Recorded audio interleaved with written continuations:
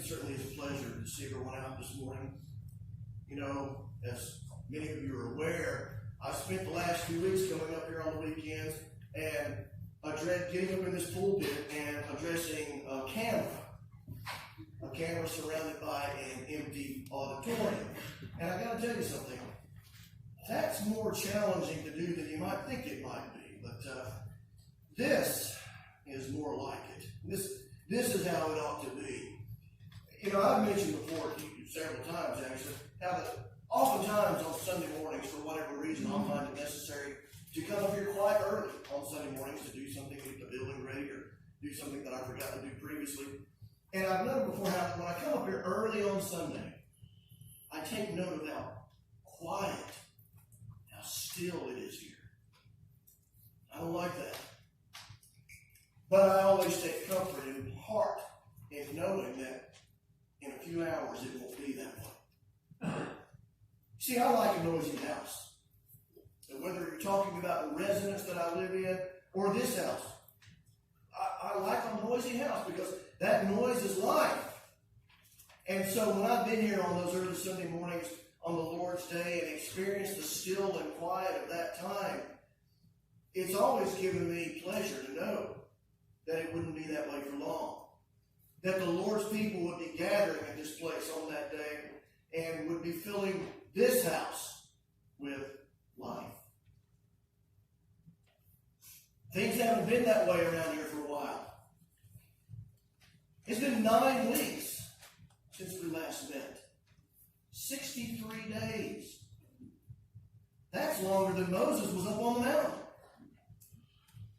And of course, there are and have been what I consider to be legitimate reasons for that circumstance existing. I think all of us who have been around for very long on this earth are aware that there are certain times when prudence calls upon us to accept certain circumstances that are not what we really desire, certainly not how we wish things would be. And I believe that that's been the case here, and honestly with a lot of groups throughout the land, throughout the world for the last few weeks. As we are all aware, rather than gathering as this single larger group here at the meeting house, we've been assembling in smaller groups, families, individual households, or maybe in some cases more than one household, but still a small group. My family has met under both conditions. Some Sundays it was just me and Tanya and the kids. Some days we had some that joined us, for which we were very thankful. But you know, when all this started, when we started doing these things, and when the decision was made way back in March to suspend assemblies at the building for a time, you know, it was never intended to be a permanent circumstance. And it's taken a lot of patience on our part. I know that for a fact. It's taken patience on my part. I know it's taken patience on your part as we labored under these circumstances, but I think, and I believe, that one of the things that enabled us to have such patience was our knowledge of the fact that, hey, this is temporary.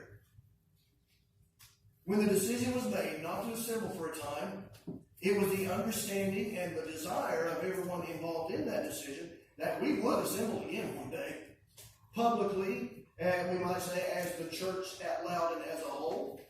We were going to do that again once we were able.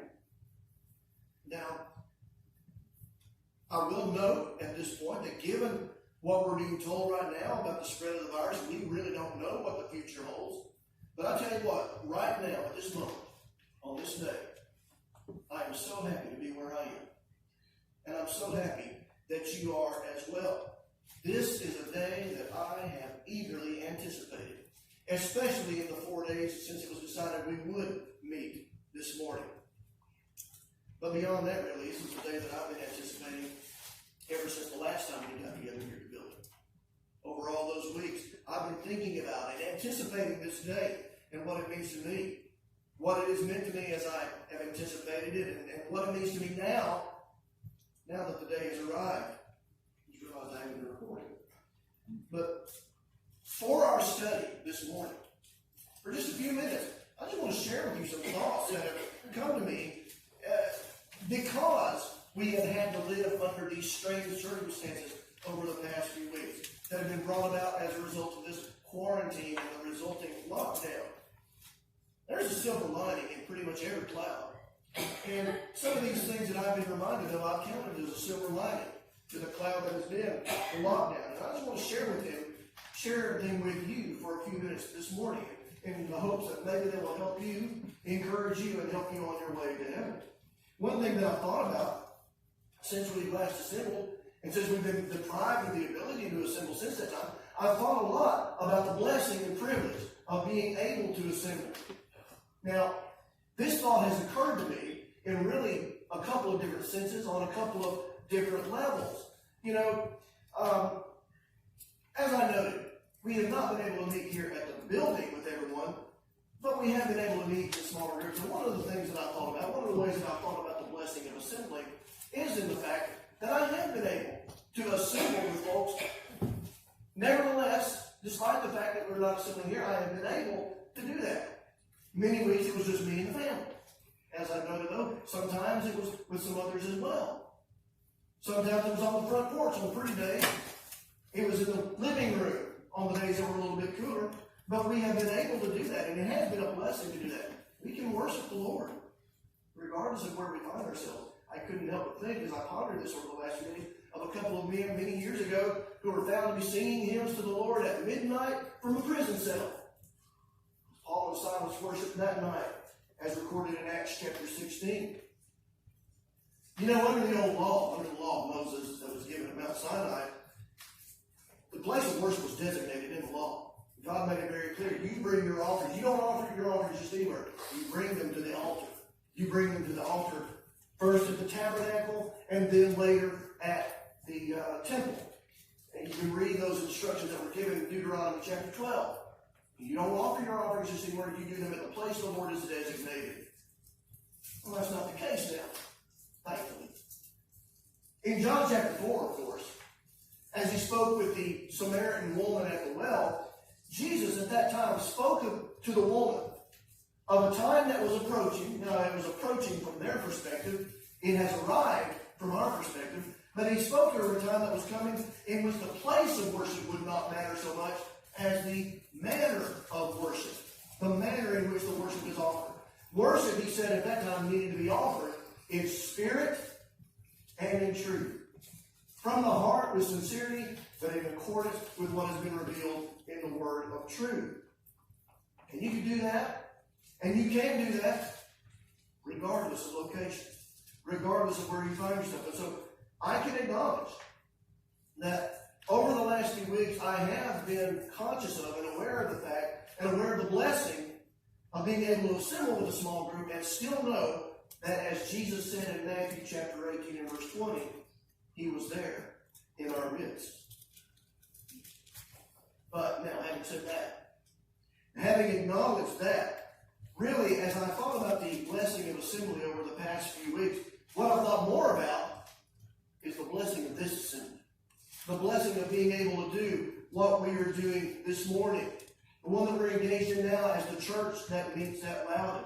You know, as is the case with so many things, I have been made more keenly aware of this blessing, having been deprived of it for a time. I think that might be the case with a few of you as well. As I have anticipated our getting together today, and really particularly over these past few days since we decided we were going to get together today, I thought a lot about the words of David in the 122nd Psalm, the opening words of the 122nd Psalm. It was there where David famously states, "I was glad when they said to me, 'Let us go into the house of the Lord.'"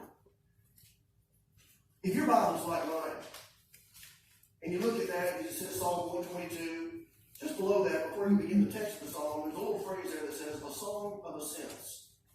A-S-C-E-N-T-S. A song of ascents. Ascent as in going up. There are 15 of these psalms in the book of Psalms that are designated as songs of ascents. Now, it is believed that these psalms were so designated and began to be so designated around the time of the return from captivity of the Israelite people. The term, it seems, has reference to someone traveling back to what we might call the heart of Israel, traveling to Jerusalem. You see, Jerusalem is where the temple was located. And so as people would approach the temple, as you would approach the Jerusalem, no matter where you were coming from, you had to go up. You see, Jerusalem was built on mountains, built on Mount Zion in the mountains of Judea. And so sometimes you'll read even in the Bible, in the New Testament, particularly when Jesus would travel, sometimes it'll talk about Jesus going up to Jerusalem. And yet when you look where he was traveling from, he was traveling south to get there. But you still call it going up because you ascended the mountains to arrive at Jerusalem. Well, from what I understand, what I've read, it became customary for the Jews when they would travel to Jerusalem for the feast and the festivals that they had to go there for. It became customary to sing these songs of ascents as they ascended up toward the city, toward the temple.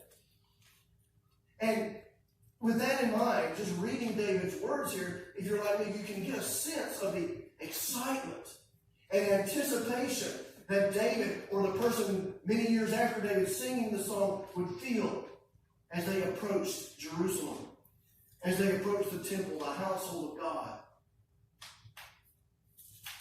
This is what we've been doing today.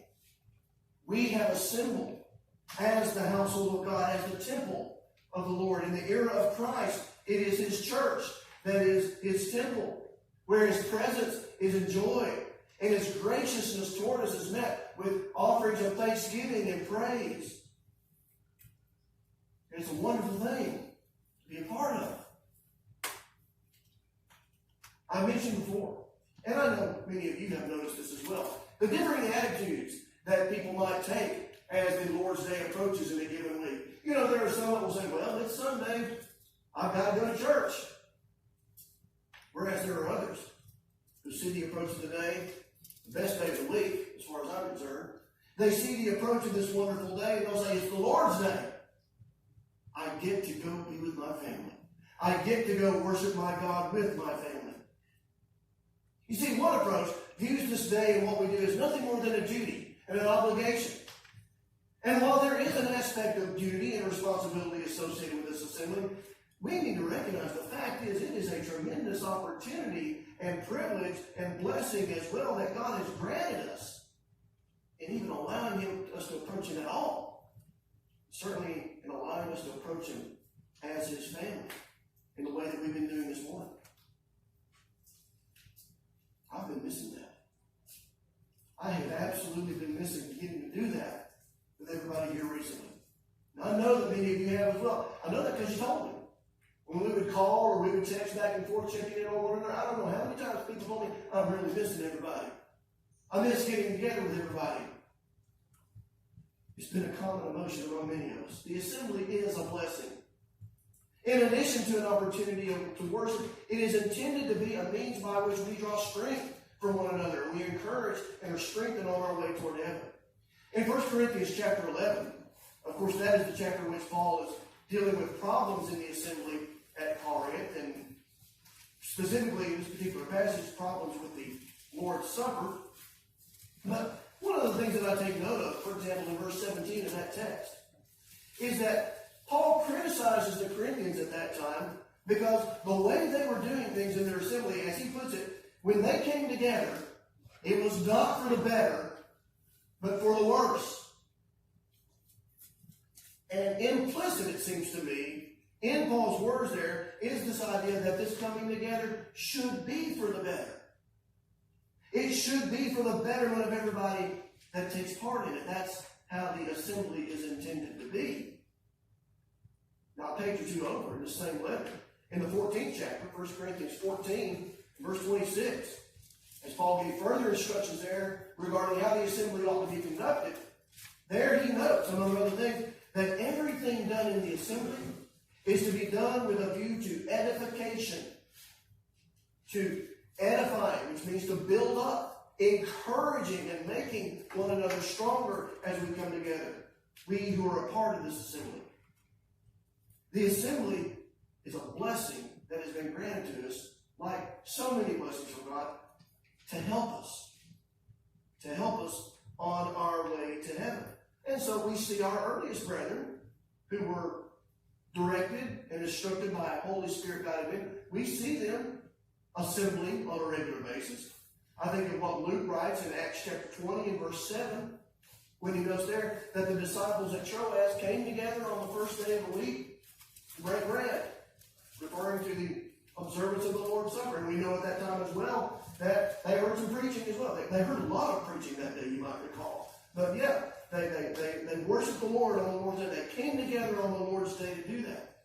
We read in Acts chapter 2 and verse 42 of the steadfastness of the brethren at Jerusalem in continuing in the apostles' doctrine and fellowship, in the breaking of bread and in prayers, in these acts of worship that they were engaging in together.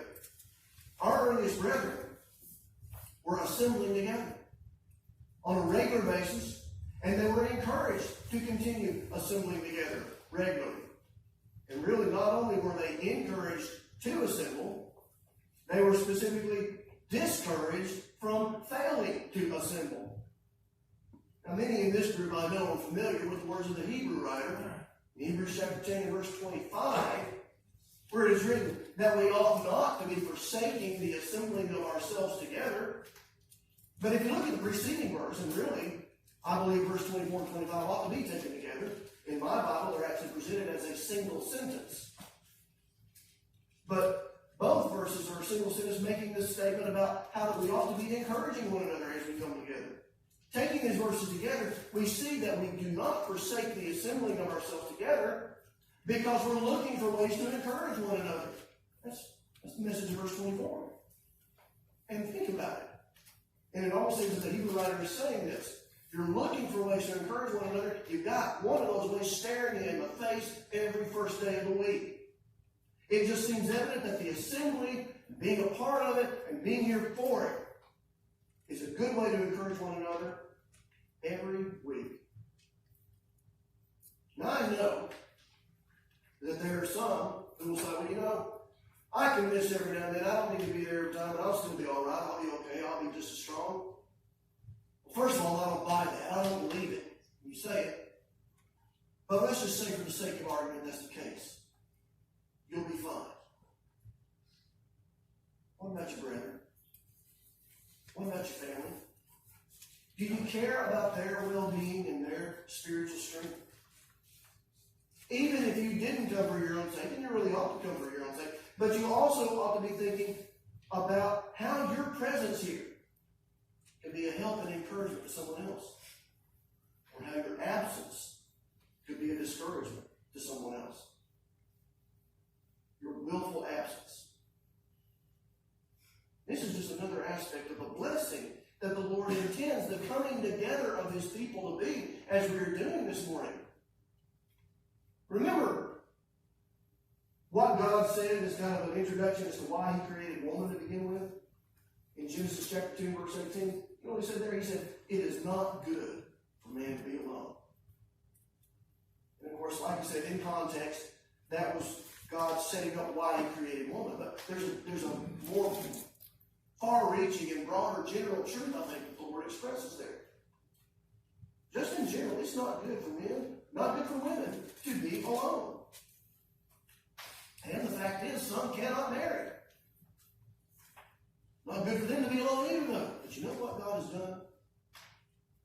God has made it. And He's provided a way by which no one has to be alone in this world. That everyone can have a family regardless of what their fleshly situation is. He has given us each other. What a blessing. He has given us the church. And remember what the church literally means? What the word church literally means? Called out assembly. An assembly of people implying a group of people that gets together, that comes together. God did not intend for us to have to go alone in this world. This assembly of His was part of the plan all along. In Matthew chapter 16 and verse 18, Jesus there, before He was ever rejected by the people, He was already talking about His intent to build His church. And again, remembering what the actual definition of the word church is, it reminds us that the assembling of His people was part of God's plan all along. This quarantine and this lockdown and what it has required of us has reminded me of what a blessing this assembly is. What a blessing it is to be a part of the assembly of the Lord's people. And what a privilege it is to take part when the assembly occurs. Not only this, that I've been reminded of in all of this that's been going on the last few weeks, something that's been good for me to be reminded of, is the fact that I am part of something larger than what I see. What are you talking about, Jeff? Well, for the past few weeks, I've been able to assemble with my family. As I said, either on the front porch or in the living room. We've been able to worship. We've been able to come together for this purpose. I've been encouraged to be able to do so. It's been great for me to see the boys developing their skills and what they've been able to do as we conducted our service at home. But you know, even as I took pleasure in that time with the family, that particular assembly, I was always aware that I was not assembling with the entirety of my church family. I was not assembling with the entire church at Loudon. I was aware that there was a larger group here of which I am a part. Though I didn't see all of you while we were apart, I was always aware that we would be coming together again. And I was anxious for us all to have the opportunity to do that, to come together as the entire church that meets at Loudon.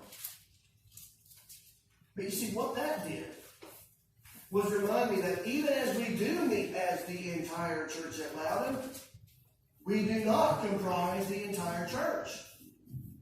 We're part of something bigger. The Bible, of course, uses the word church in a couple of different senses. There is the church that we talk about sometimes. And as I said, I think that's somehow one of the ways that when we talk with denominational people, how they might get confused about what we're talking about when we talk about the Church of Christ. They're thinking about a denomination. We're thinking about the universal church. And the Bible speaks of the universal church. It doesn't speak of denominations. And so there is that sense in which the church exists. For example, in Acts chapter 2 and verse 47, it says there that the Lord was adding to the church daily those who were being saved. A single church. But then the New Testament does also write of churches in the plural sense. It's referring to the church there in what we might call the non-universal sense, what we think of as the local church. Assemblies of Christians throughout the world. Just one example, in 1 Corinthians chapter 1 and verse 2, Paul addresses that letter to the church of God which is at Corinth. You see, the brethren, they were part of the church, the universal church, the same church that the disciples in other cities like Thessalonica and Ephesus were in. They were part of that same church, practicing and teaching the same things as these other churches, by the way. I believe 1 Corinthians 4 and 17 teaches that. But because of what we refer to as geographic realities, they had to meet in separate assemblies. It's not possible for people hundreds of miles away from one another to assemble together on a regular basis. And so we have these non-universal churches, these local assemblies that take place. And I believe it's important for us to be part of a local church. I think the Lord intends for that to be the case. I think it's appropriate for us to affiliate ourselves with a local church. But I think it's important for us always to remember, at the same time, we are part of something bigger than just this local assembly. The church that we are a part of extends beyond our locale and the people that we assemble with regularly. I believe we can say even that it extends beyond our world in which we live. The Hebrew writer, of course, in Hebrews chapter 12, shares some information with us there about what we've joined ourselves to when we become a member of the Lord's church. And I find it personally to be quite stirring what the writer says there. In Hebrews 12, and beginning in verse 22, he says, "You have come to Mount Zion, and to the city of the living God, the heavenly Jerusalem, to an innumerable company of angels, to the general assembly and church of the firstborn who are registered in heaven, to God, the judge of all, to the spirits of just men made perfect, to Jesus, the mediator of the new covenant, and to the blood of sprinkling that speaks better things than that of Abel." We've taken note of this in studies together before. And I believe the writer is noting here that the church, the assembly of which we are a part, includes all of the saved from throughout the world of every age. He makes reference to the spirits of just men made perfect. I believe that's the people that died in the Lord that have gone on in. And what that means is they didn't stop being part of the church when they died. They're still a part of it. They're still a part of the assembly of the saved. And what that means is we're part of that assembly with them. Peter, Barnabas, Lydia, for that matter, Abraham, Sarah, faithful brethren that we've known personally that have passed from this life. They're still in the church. They're still part of the same assembly that we are. And we're part of the same assembly as them. What an amazing thought. And again, what a privilege to be a part of not only this assembly here today, but in this grander assembly at which I'm speaking as well. The church. What a privilege to be a part of the church. To be numbered among its members. Though we are not currently assembling with the church as a whole. For now, we gather in smaller assemblies. For now, the Lord's church, the church universal, is not assembling. Even as the church here is not assembled for the past few weeks. Actually, the church, the universal church, never has assembled as we think of it. It hasn't. Yet. It will. The church will one day be called to assemble. And assembled it will. Paul, I believe, writes of this assembly to the Thessalonian brethren in 1 Thessalonians chapter 4. 1 Thessalonians chapter 4 and beginning in verse 16. Paul writes there, "For the Lord himself will descend from heaven with a shout, with the voice of the archangel, and with the trumpet of God, and the dead in Christ will be raised first." They will rise first. "Then we who are alive and remain shall be caught up together with them in the clouds to meet the Lord in the air, and thus we shall always be with the Lord." See, at the time of the Lord's return, before we rise to meet him in the air, the dead in Christ will be called forth from the grave. All those who died throughout the ages, who were cleansed by the blood of Jesus, and yes, according to Hebrews 9, that does include people that lived in earlier eras.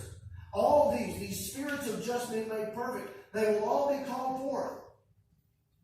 They will be called up first. And then we will join them. We will be assembled before the Lord. That will comprise all of the saints. That will comprise the assembly of the church. What an amazing thing that will be. I want to share something with you that I just took note of a couple of days ago. I had never taken note of it before. Maybe you did. Sometimes I'm kind of slow. But notice in verse 16 that one of the things that will take place at the time of the Lord's return is that the trumpet of God will sound. You got to thinking about that. There were trumpets mentioned in the Old Testament. In Numbers chapter 10 and verse 2, the children of Israel were instructed to make 2 silver trumpets. And they were made. And they were made for the purpose of calling the congregation. That's what it says in Numbers chapter 10 and verse 2. The trumpets would call the congregation together. And that's what the trumpet of the last day will be doing, won't it? It will be calling the congregation, the entire congregation of the Lord's people, to assemble there before him. That's what we're a part of, beyond even this local assembly. One day, we will assemble with the church as a whole. I have been reminded of that fact as I anticipated this day, when I would assemble with this local church as a whole. One day, we would be gathered together with all the saints of all the ages. And that is a day that we should be eagerly anticipating. And that's another thing that I've been reminded of during this lockdown. Because I know most of you, I feel comfortable in saying that most of you were like me during all of this quarantine, when we weren't assembling. I was eagerly anticipating this day, looking forward to it. I was so happy when I realized that day had come. Well, this assembly of the church as a whole that I've just been talking about, it will happen one day. And it's something that we should be able to eagerly anticipate as well. This will coincide with our standing before the Lord. This will coincide with his return to take us home to heaven. And regarding that time, Paul wrote to the Philippians in Philippians chapter 3 and verse 20 that we are eagerly awaiting the day of the Lord's appearing. And to Timothy, in 2 Timothy chapter 4 and verse 8, he wrote there of those who love the Lord's appearing. Those who love the very thought and rejoice at the thought of the Lord's return, when the assembly of the church as a whole will finally take place. We've all been different places these past few Sundays, these past 8 Sundays before this one. But each time when a Sunday rolled around, regardless of where we were at, I'm just wondering where you wanted to be. I wanted to be right here. I wanted to be with you. What I'm getting at is, this is where we should want to be. We should want to be in that assembly when it occurs. In Revelation chapter 22 and verse 4, John writes of the day when the servants of the Lord will be with him in heaven. And there, as John puts it, they shall see his face. You see, that's a privilege that we're not going to have until that day. And it is, therefore, a day to look forward to, though we don't know when it will be. You know, we had a little bit of advance notice that this day was coming, the day of our assembly here. We had at least 4 days' notice. We don't know when the date of the assembly of the whole church will be. But nevertheless, it is something that we should be eagerly anticipating anyway. And something that we should be making ready to be a part of whenever it does occur. That brings me to one more thing I want to share with you this morning, that I've been reminded of by this situation with the lockdown. That is, when the day of that assembly comes, we should not let anything keep us from being a part of that assembly. Don't let anything cause you to miss out on that. I know most of you have been like me with regard to this assembly today. I've been missing it so much. I was not going to let anything keep me away. Short of just being deathly ill, I was going to be here today. And I know a lot of you felt the same way. Well, that really should be our attitude toward any time of church assemblies. But with regard to this last great assembly, when the church assembles, we need to recognize that we cannot afford. We dare not miss this final great assembly when it occurs. Because that will be the final opportunity to be numbered among God's people. Jesus in Matthew 25, verse 13, stated that we needed to watch and be ready, because we don't know when the Son of Man is coming. He said that at the conclusion of the parable of 5 wise and 5 foolish virgins. In that parable, of course, the foolish virgins were not prepared when the bridegroom came, and they were left out of the party. They had to hear that sad pronouncement from the bridegroom. Matthew 25 and verse 12. Surely I say to you, I do not know you. They missed out. The assembly that we're talking about this morning, well, let's just put it this way. We're talking about the assembly of those who are going to heaven. Not everyone's going to heaven. Generally, when we think about those that are not going to heaven, we think of those that commit those very heinous and serious crimes, murderers and the like. But you know, you turn over to somewhere like 1 Thessalonians or 2 Thessalonians chapter 1, and you read down around verses 6, 7, 8, and 9. What you find is you don't have to be a murderer to miss out on heaven. All it takes is failing to obey the gospel of the Lord Jesus Christ. There are a lot of good people, as the world defines good, and I talk about people in that sense as well, good people as the world understands it.